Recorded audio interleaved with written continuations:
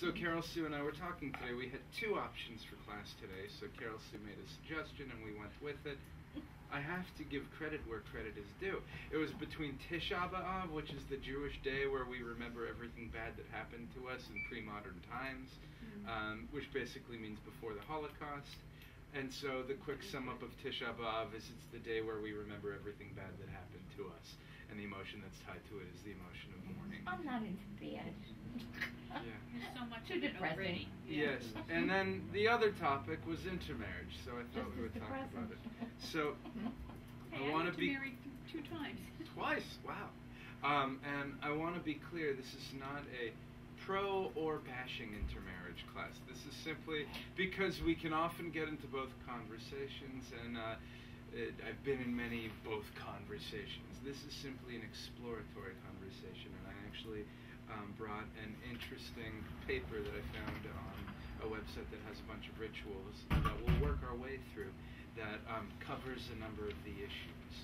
So I wanted to start off.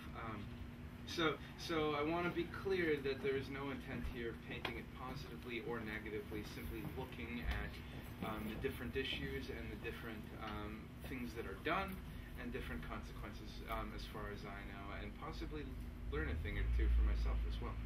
Any questions before we start? Yes, madam. What technically was the first intermarriage in the Bible? Any marriage, because before Sinai, you didn't have a strict people Israel. So you could say that Abraham marrying Sarah was an intermarriage because Abraham was the only monotheist. So while it was Sarah his was family, no, Sarah was not. Last night the Bible began on the History Channel. Yes. Yeah, I watched about an hour, then I fell asleep. It was awful. I told Carol Sue You're right. am really So working on understanding and getting into Twitter.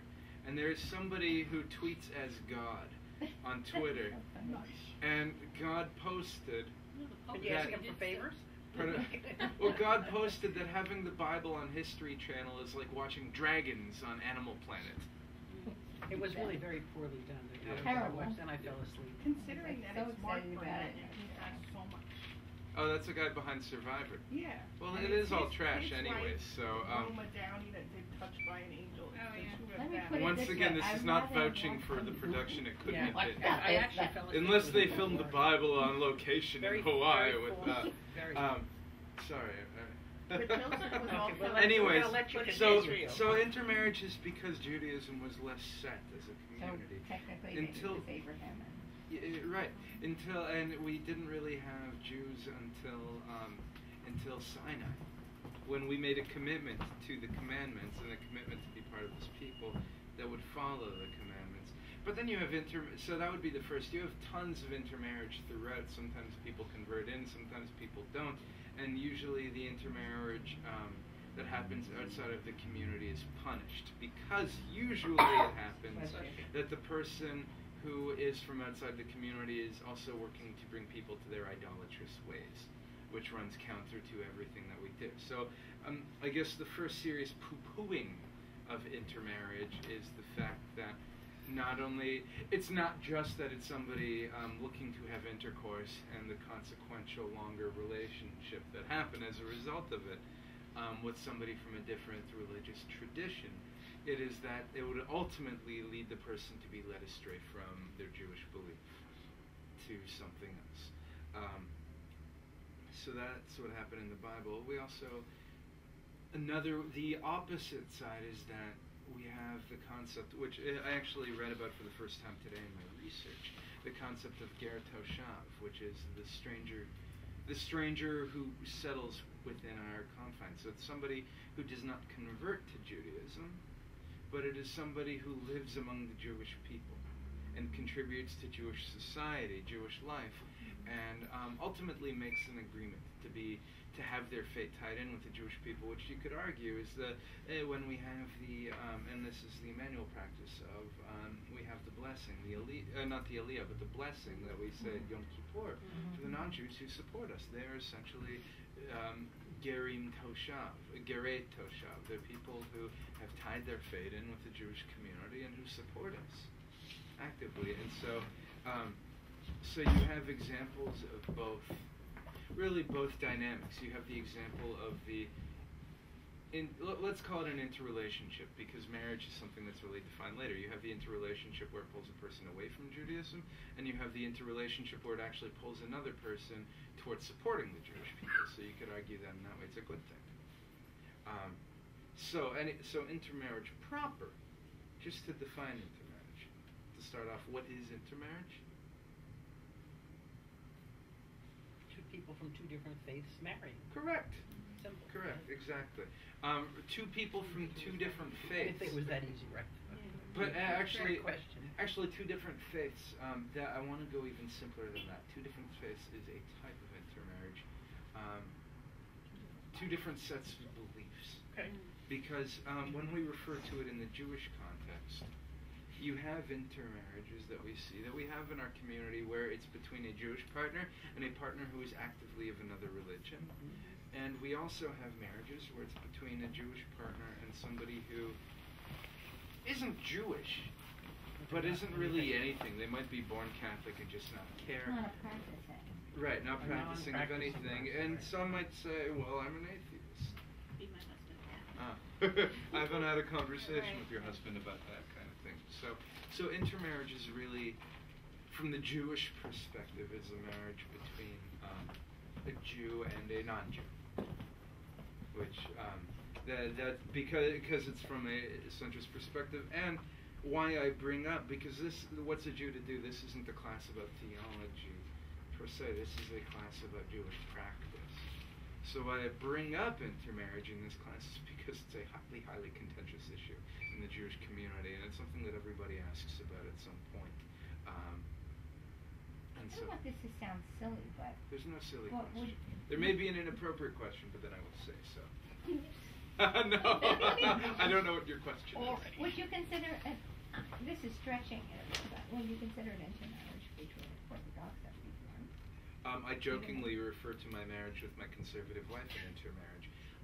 Why? Difference. I mean, it's a Because- different in faith, however. They're practicing different ways. Right. Celebrate the same holidays. Exactly. But in a different way. But here's why it's not an intermarriage, because it doesn't have the same repercussions. It has some of the, like, well, what do we do in the family? But the theological differences are differences that the differences that would practice, not in result, theology. right, which means that they are differences that could happen in any realm of marriage, not just belief. And that if they are significant enough that they would cause a rift in the marriage, then that marriage probably wouldn't happen in the first place. Right, I've never. Tell me, actually, if you have heard, please tell me now, because that would be interesting. But I've never actually heard of people from different denominations in Judaism getting married, where then there was a divorce because they Because couldn't of that. have an agreement or a separation between those. Because theologically they're the same. Well, before I get into why that, and we probably should be able to answer why I wouldn't call that an intermarriage. Tim. In the Syrian community, which is a Sephardic community, which is really, really tight knit down in Deal and in Yes. Brooklyn, I don't think that there's. I think anyone marrying out of that community is seriously frowned upon. Right, I mean, but quite that's seriously. that's insular community, and rather than calling that intermarriage. No, I wouldn't call it intermarriage, but I think you would find major problems because that is an insular. That really is a very closed community. Exactly. But why I would see that as different as well is that it can be argued that there are benefits to intermarriage.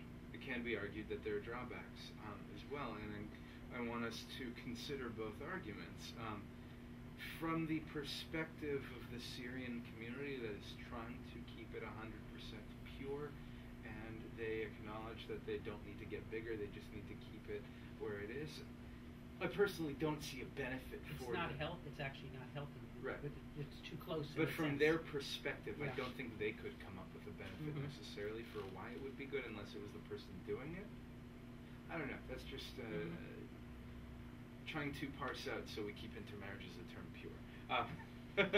Just for the purposes of this conversation, I want to make sure that we keep it as an isolated term. Then we can make all the connections that we want with the ideas. But I want to speak about the intermarriage issue specifically. So the first question is, what are the issues involved for intermarriage that make it so contentious?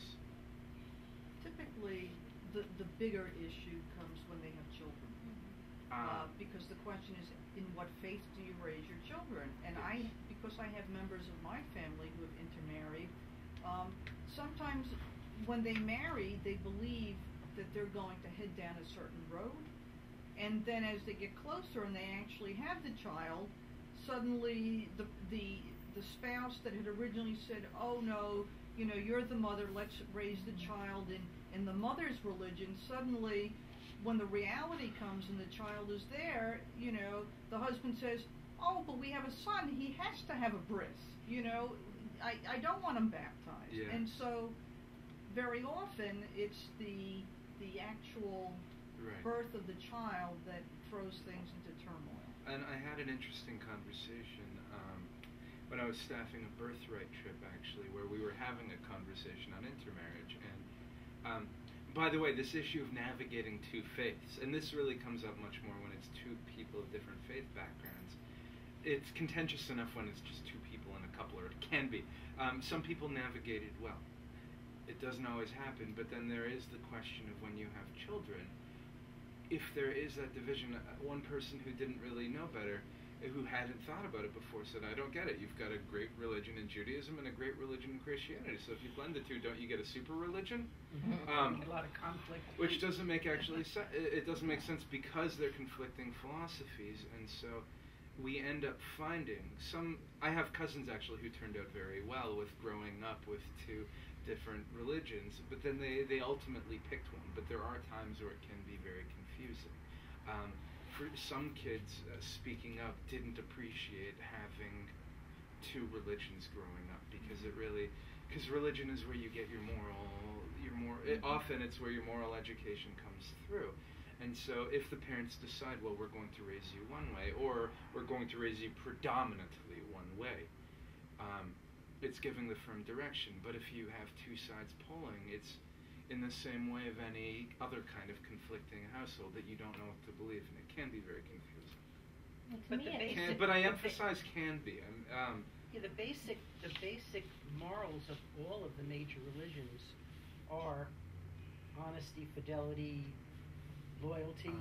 Aren't they? I mean, But they're the stories of how you get there. There's different beliefs about. Yes, you're right. They're different.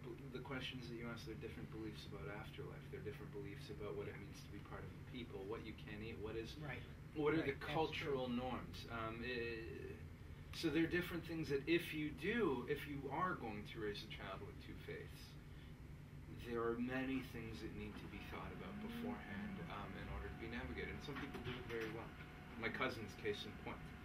Both their parents are brilliant. What I find problematic is when parents say, "Well, we're both different religions. We're going to let the children." That's what I hate. decide." I'd rather they have two religions than nothing, but But they're going to You're let seeing all the their friends children have something. decide. Yes, That's having why- something is and that Good important. actually idea. kind of happened Because in they're our so family. immature they Well, can't. do you want to talk Well, about that? my stepson married a Jewish girl, and he Good was for him. raised divorced. But anyhow, Oh. he was raised Unitarian, and they made a big deal about having a priest from the Unitarian church, if that's what you call No, he's a minister. Thank you, and The religious guy. a rabbi. It was really funny because they were both kind of big, so we called them Tweedledee and Tweedledum. But anyhow, Right. and then when they had triplet boys, and they made a really big deal about having a birth and everything, and then the couple ended up, due to several problems, getting divorced, and all that went by the wayside. The boys, the only time they'd ever been in temple, from what I could see, was for Melanie's bat mitzvah. Right. And she could have really done something more. I mean, she's the Jewish one, she's the mother, they were the ones they were living with, and instead sports was really Have you ever stressed. been in a Unitarian church? Oh yeah. Depending on the Unitarian congregation, they're really the structured version of choose what you want. I know. I call them the Hallmark not for the Jew because they celebrate everything that Hallmark makes a cut for. Yes, they're very choose what you want because Right. you'll see bar mitzvahs in a Unitarian Yeah, church. that's true. So they're the Find structure. meaning wherever you look. Yeah. And we learn, we all know people whose children are raised without any structure at all. And we also... No, well, I'm sure sometimes you say no, correct? Have you ever said no to your children? Oh yes, no, I thought you meant. Oh, you're religion. waving. Sorry, I thought... No, I thought you meant religion. No, I'm not talking about religion. I'm talking about Structure. structure in general. And religion provides structure. That's one of the things that it provides. It's a backbone. So if you have conflicting structures, that's like having conflicting rules from mom and dad. But that was one of the reasons why, in theory, we are not intermarried between us, but there is a lot of that in our extended families, and the reason we decided against that was the whole we didn't want it to be let the children decide. Yeah. Brian's best friend, they aren't intermarried, and had agreed from the beginning to raise their children Catholic, and had said, we'll raise our children Catholic, but with an appreciation for their Jewishness. And the first year we went to go visit them at the holidays, they had like the Rockefeller Center Christmas tree and a dollhouse menorah. And we just fell out laughing in the car. I actually, though, I like that in that as far as choices make, why I like that answer, not the fact that Jewish wasn't the primary, but to each their own, is that there was the acknowledgement of there is another tradition, and that's not going to be your, I mean, in theory, just But in terms of the statement. It hasn't worked out Right. well simply because they bought their house around the corner from a Catholic church.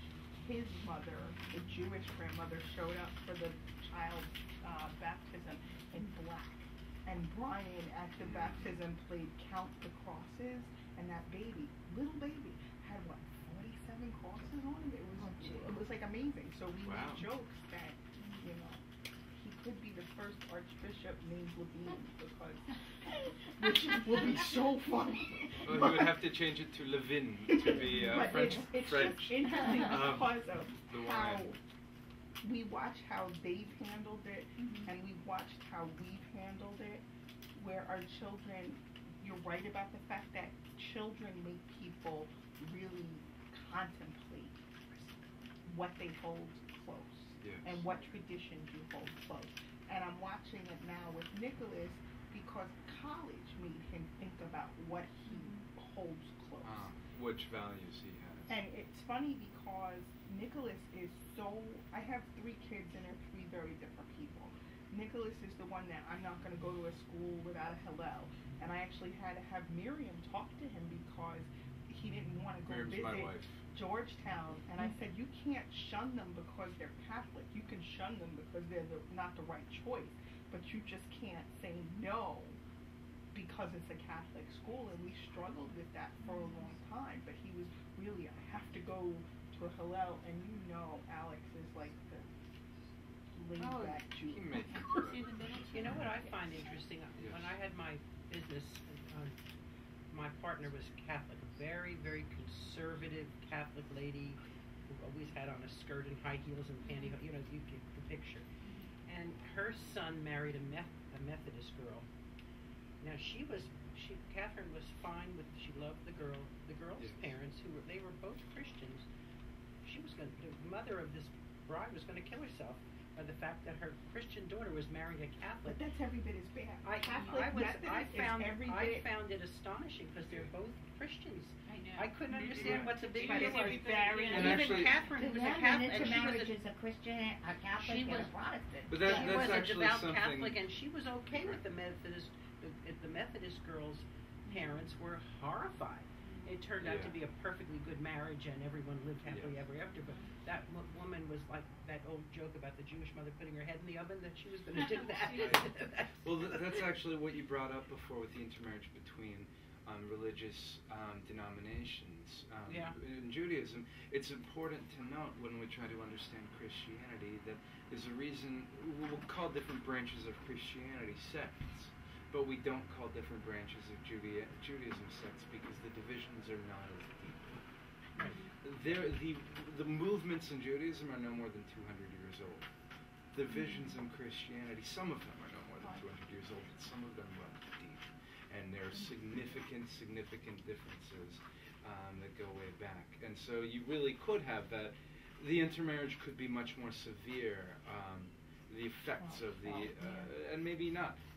But anyways, I want to take us away from the children, because there are other pieces, and I think it's a really interesting piece, the paper. So what might be another issue that makes intermarriage contentious? From the remember, we're talking about from a Jewish perspective. Well, I was going to say the parents, because when I would say diluting of the line in a sense. Interesting. So, in other words, if intermarriage keeps coming, there eventually will be no Jewish people in a sense. So there's actually, so those are two different points that I made, and I have one more point. So one of them is that, and this is me saying it as a point, not necessarily mine. It's not good for the Jewish people because it dilutes the line. I'm going to stop talking like that. Because it could dilute the line, or it could mean that the children, as in the Catholics, don't turn out Jewish. It could be that it's less likely, and it is, at least the last statistics that I saw, in an intermarriage, less than 50% probability that the children will turn out to be active Jews. It's not to say that some children, you have a wonderful Jewish child. And so, not to pick on you at all. it's a good pick on, yeah. Yeah, you have a wonderful Jewish child. Another good friend of mine was born from an interfaith relationship, and his father since converted. He's a rabbi. He's a rabbi now. So, but statistically speaking, it's not necessarily good for the Jewish line. The other question for that is how often do Jewish couples, how often do their kids turn out to be actively Jewish? But that's a different statistic.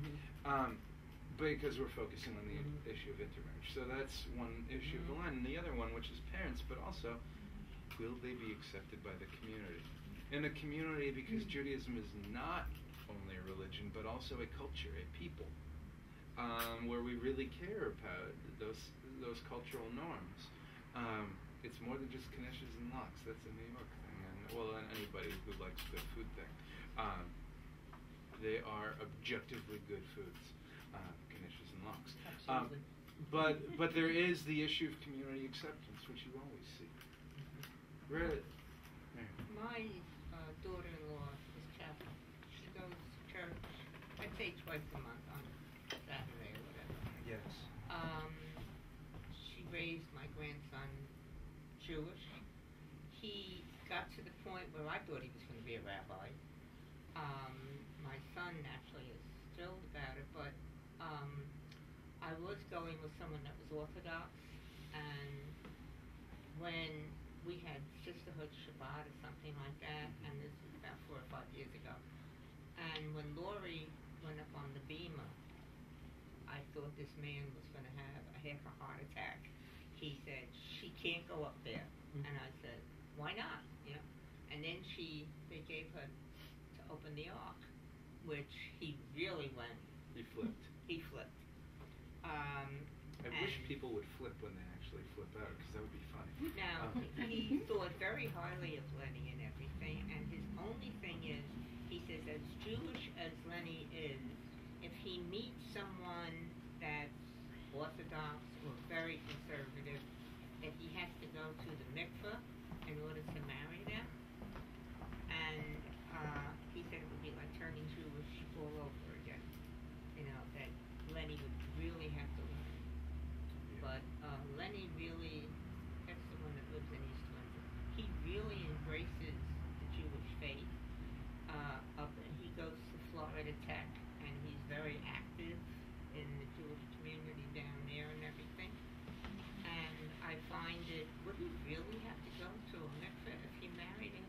He met a girl that was conservative. The issue technically his mother was Catholic. not Jewish, so Mother by was Catholic. Orthodox he's not Jewish. from an Orthodox and conservative perspective, and some Reform places, but the Toronto Reform community mainly as well. At least from when I was growing up. But can't Well, say today. I'll give you another thing. Like my brother, who's raised from a Jewish mother, was Catholic because of my father, my stepdad, and when he met a Jewish girl, as you would say the mother of the girl went crazy. She said, no, they can't go together, blah, blah. And my mother actually had the audacity to go to this woman's house and say to her, this child is Jewish. I don't care if I did raise him Catholic, because he has a Jewish mother. Yes. And the woman went to the synagogue and asked the rabbi. The rabbi said, yes, no matter whether he goes to church every Sunday or whatever, technically he's Jewish, and they can get married. But we don't recognize conversion, so, out of the religion. So That's not true, actually. We recognize conversion to Christianity or Islam because we recognize those as true faiths. We being Judaism because they're all Abrahamic religions that follow God in a different way, and so it is debatable. But there's a difference in going to an Eastern faith that is not monotheistic in our sense of monotheism than going to one of the other major monotheistic faiths. And so if you actively convert out of Judaism, it's like the example that I have, and then I want to move to the next step because we only have 20 minutes left. It's like there's a difference. As a Canadian citizen, I will eventually be applying for citizenship here. Applying to be a citizen of America does not make me not Canadian. I get to keep my Canadian passport unless I renounce my Canadian identity. If I renounce my Canadian identity, I am no longer Canadian. To convert to another monotheistic faith is tantamount to renouncing your Jewish identity. If you simply show up and participate in it, it is not.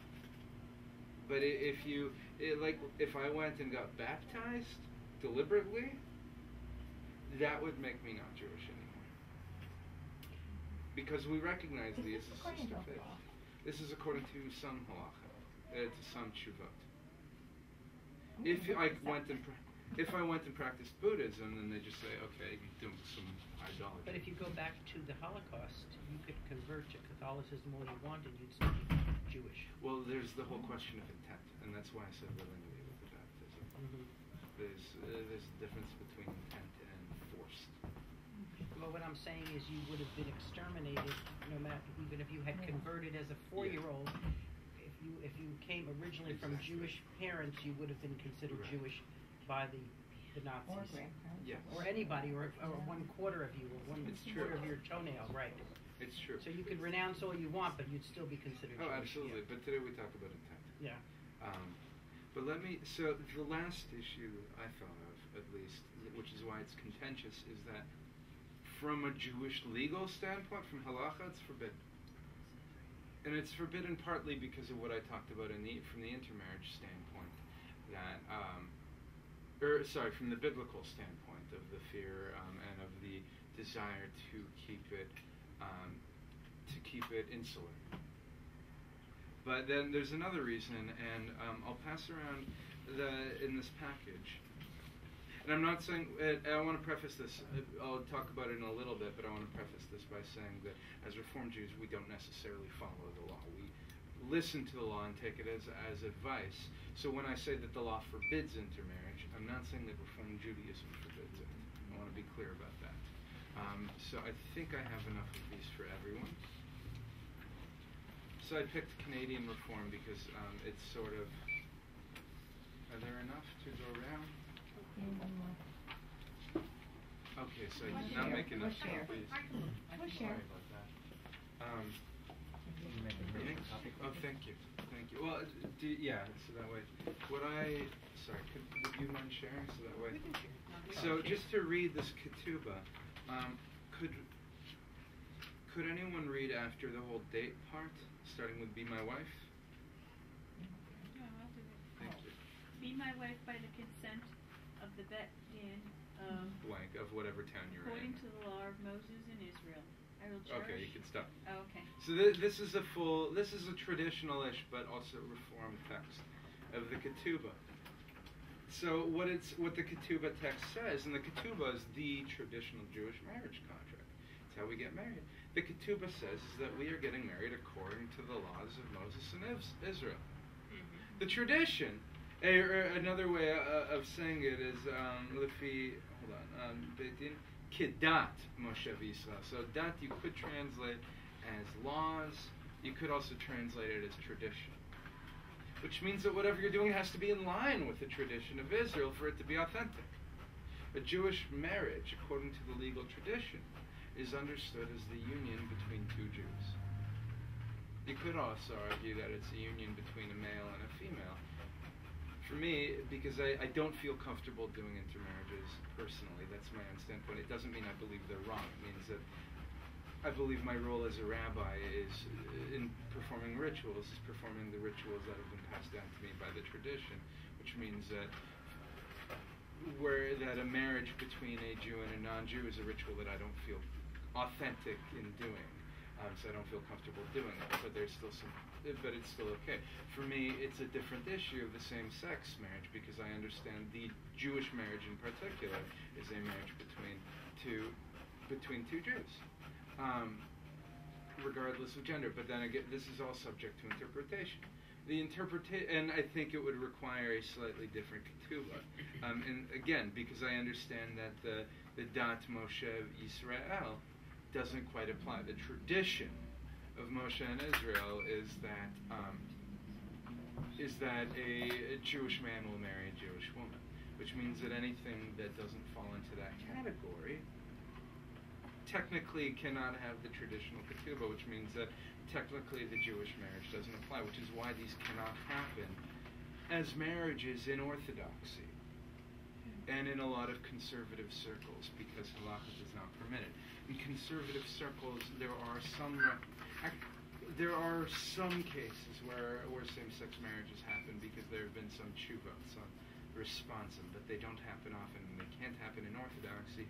But this is why an intermarried couple can be welcomed, although they probably won't because of the communal acceptance issue in Orthodox and conservative circles. I'm sorry, I lost my train of thought. Thank you. You're too young to do that. Just the more you have. I respect the fact that you at least take the stance and say I don't feel comfortable, because I've heard of Protestant ministers that kick the can down the road and say if you could find a rabbi, do it. Right. That like kind of push it off by saying if you can find a rabbi to co-officiate, we'll do it. But instead Rabbi of saying Vaisberg still does it, right? Exactly, because he has a different. Do you think he does a ketubah? I was just wondering. I don't know how he does it, but there are also different rationales behind it. So this is from the legal standpoint of why there's a legal issue with it. So denominationally speaking, Orthodox won't do it, won't do intermarriage. Conservative won't do intermarriage. Reform, it's up in the air. Some Reform rabbis, like Rabbi Vaisberg and Cantor Marx, will perform an intermarriage under some conditions. Reconstructionist, I think it's also flexible because Reconstructionist Judaism is often across the board. That's a conversation for another day because it will take a while. It'll take a while. Okay, no problem. But I'm happy to talk about that another day. I have no idea what that is. They're actually across the board because it's a different philosophy and theology that doesn't work along the same spectrum.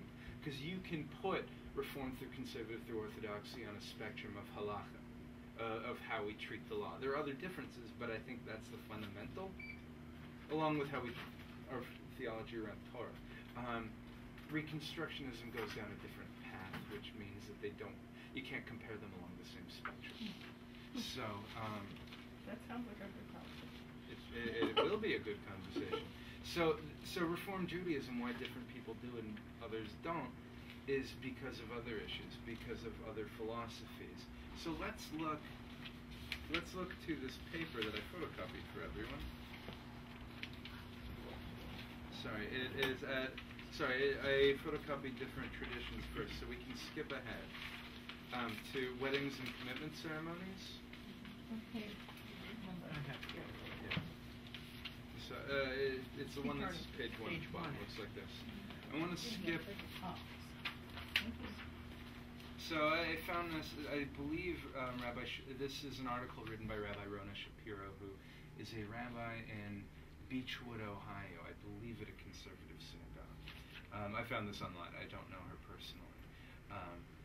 But so let's start from the second paragraph, because the first one talks about what we've talked about. So who would like to read the second paragraph? And please read it in a loud voice so our online viewers can. Okay. From the perspective of halakha, Jewish law, a marriage between a Jew and a non-Jew is not recognized as a valid Jewish marriage. Nonetheless, this legal fact can hardly explain the distress in the Jewish community on this matter, inasmuch as other serious violations of halakha, eating unkosher food, failing to keep the Sabbath, inspire less reaction. Okay, so it's a much more contentious, sensitive topic. Granted, in What Says Judah Do, we also had a class on Jewish eating, but that's because I like food and think it's important for people to know about it. But this is a much more contentious issue, so let's look at why. Carol, see if you want to continue. At the most You don't have to read, by the way, as we go It's around. okay. You can pass it on to At the next. most basic level, the Jewish community is afraid, having lost almost half of its population to Hitler just over half a century ago. Jews fear the possibility of future losses. Although intermarriage is usually a symptom of assimilation, many Jews who intermarry have long ago lost interest in Jewish practice, and not its cause. For many Jews, it is the last chance and the most visible sign of what has gone wrong. When she says that, I think that statement requires more clarification.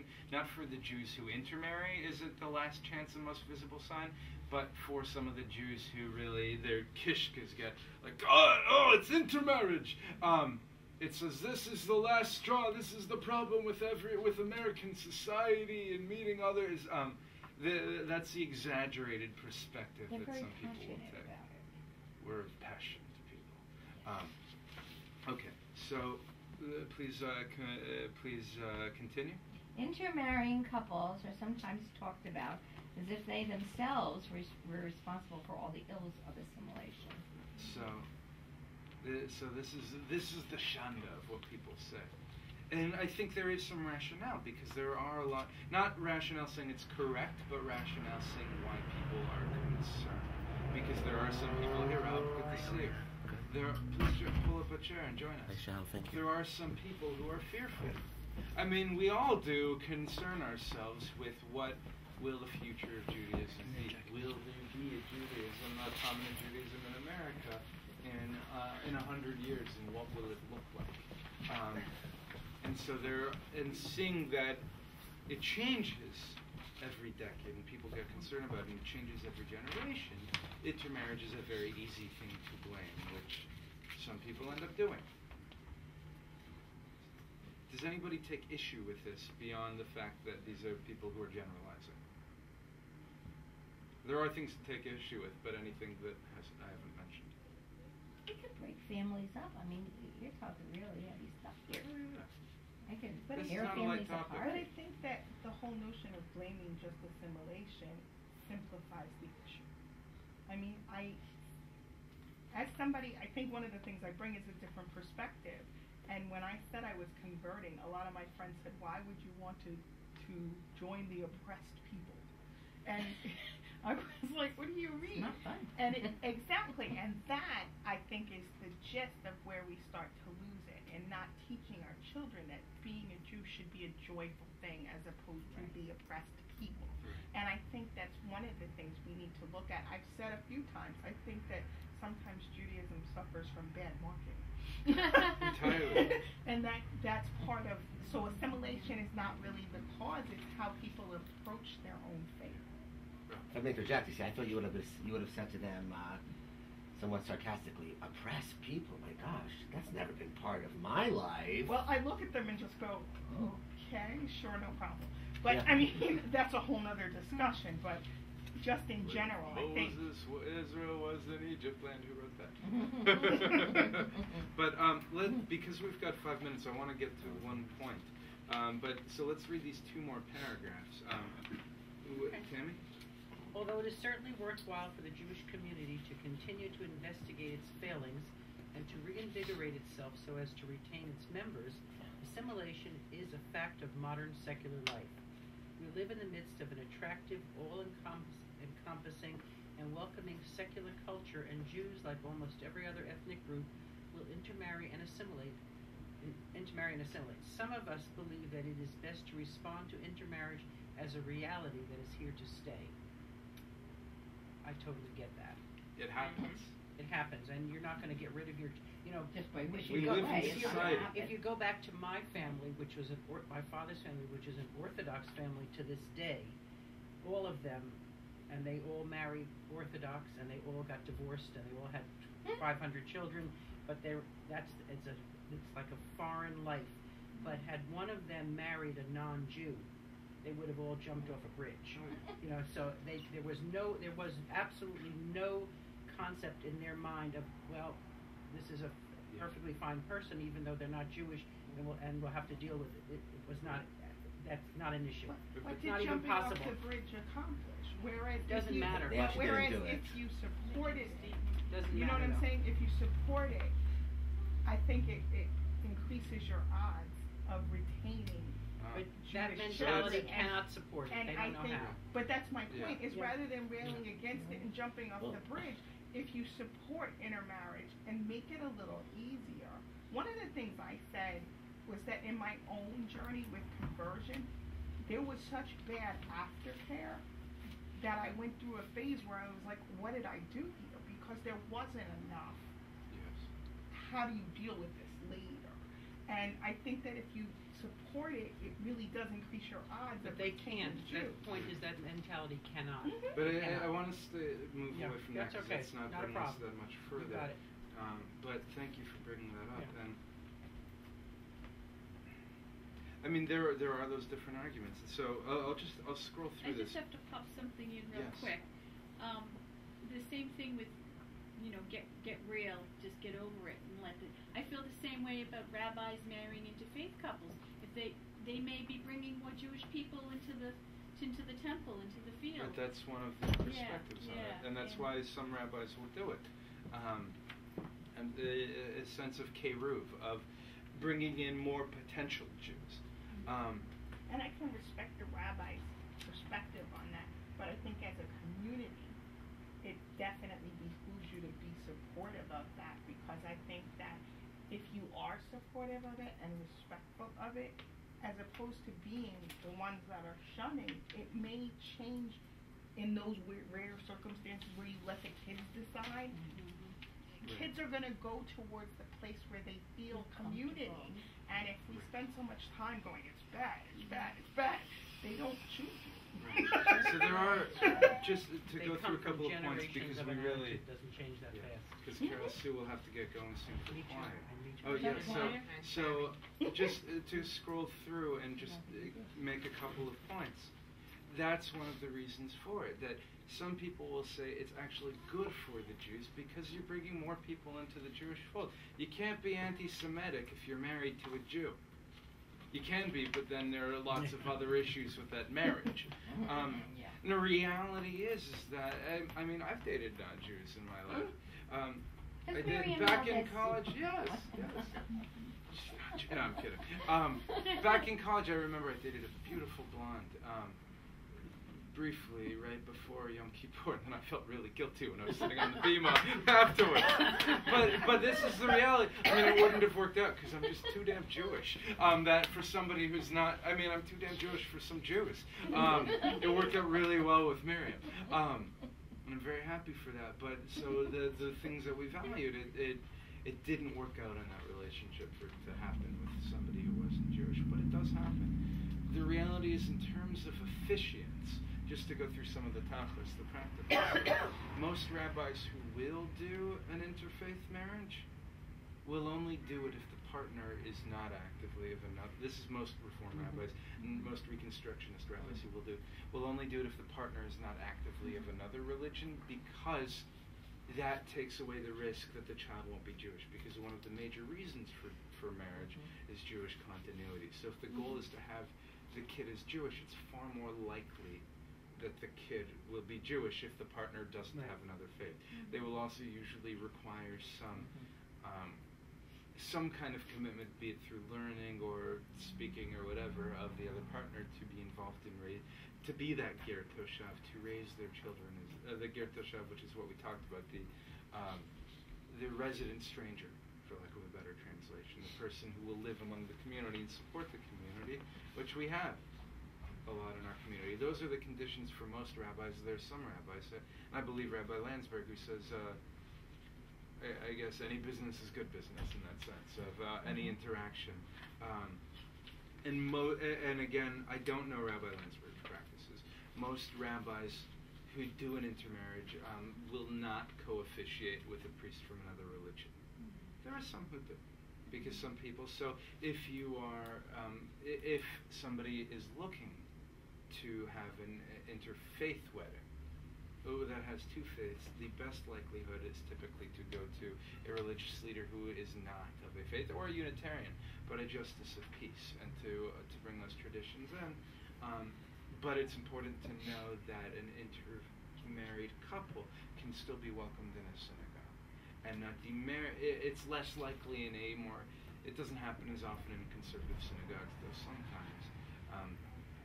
And it certainly wouldn't happen in Orthodox, but that's more because of cultural norms than law. But certainly in Reform Judaism, just because, and I speak for myself, just because I won't do an interfaith, or well, I wouldn't do interfaith, and I don't think interfaith weddings should happen.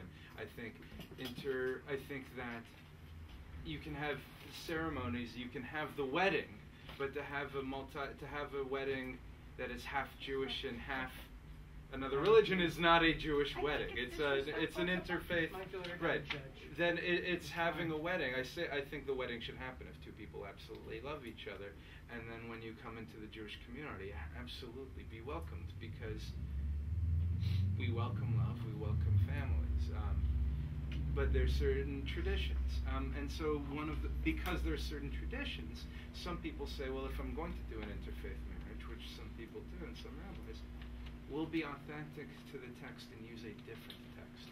And there's some people who have a traditional male-female marriage who will use a different text because they don't like the original text. And so I've included in here two different examples. One of them was developed by Rachel Adler, who is a professor of theology at HUC. We get to keep this. Yes, you do. Rachel Adler, and she developed something called a Brit Ahuvim, which is a covenant of love, which I think is beautiful. And then there was another one that I don't know that I included here, but it was interesting. It was a marriage officially for a Jew and a ger toshav. And preceding that marriage was not quite a conversion, but a ceremony for having the person who was not Jewish acknowledge that they are now tying in their fate with the Jewish community, which I thought was beautiful, actually, because that if the rabbi is indeed, if in that marriage they're looking for the commitment from the person that they will support their Jewish family, even if they themselves are not being Jewish, I think that's I thought that was a really innovative idea that I'd never seen before. But so those are different things that happen around interfaith marriages. There's so much to talk about, but I think to understand there are some it happens, and you have one, as we have many examples right here. There are many wonderful interfaith relationships. Sometimes an interfaith relationship will result in a conversion of another partner to Judaism, and we get another Jew. But there are also simple relationships where both partners have different faiths, and then people are happy, and they find happiness. And that's a wonderful thing too, finding happiness and love. You know, it's not so easy to find love in this world, and we find love in all kinds of places. Most often, no matter what form that love takes, that love is unexpected. It's very seldom somebody says, I'm going to go on a date and fall in love with this girl or guy or whatever who meets my expectations to a T of what I dreamed of when I was 5 years old. Good luck. Exactly, it doesn't happen. We don't know what love brings. And so, I think the bottom line is, pardon me? Sorry, never mind. We don't know, so intermarriage is something that often results. I wouldn't say I mean, sometimes it happens. If people don't care about Judaism, then it's not a value in their life, and then of course they won't use that as a value. That's not where all as we know by the fact that some of you are in intermarriages or interfaith relationships. That's not why they all happen. It happens because you fall in love with another person. And so the question is which I hope I let you know that ultimately there's every perspective under the sun on it, is that how do you adapt? How do you adapt so that your community and your religion also matches up with your love? And how does your community adapt? I think we have the blessing at Temple Emmanuel of having an adaptive community. We simply have more wonderful people who are part of our community. But there are tricky mechanics to work out, as we talked about, and it's important in any relationship that we work out those tricky mechanics to the best of our abilities and the best of our marriages. I know You're awfully young when you're married. You continue to evolve as you get older and have children and grandchildren. And I would love you to tell me why I offended. Did I offend anybody? No. In fact, we're doing this next week. This happens every week unless I send out a frantic email the morning of saying In it's other not words, will we happening. continue with the same? No, we have a different topic. Everybody Different has topic. that. Always leave Who's everybody gonna wanting see this more. video? Whoever looks on the website. Anyone who goes Sometimes to my What aunt. is the website? And it's on the to be continued Facebook Oh, okay, page. thank you. I'm Yeah. gonna have to go. Yeah. This was very Yes. interesting. I'll see you. Don't you know that So this if you go can't viral make on it, it's YouTube? on Sergio and Karen's The most widely bookstore's viewed website. video. I'm gonna come It's back. all over Middlesex Thank you County. very much. When I have time, I'm Yes. gonna come back and Thank you, shop. Madame et Monsieur. So I know this issue will continue to be contentious because there are never answers, and but Okay, thank you. my pleasure. And by the way, the official because we've been interviewing for a new cantor, and when the question is asked,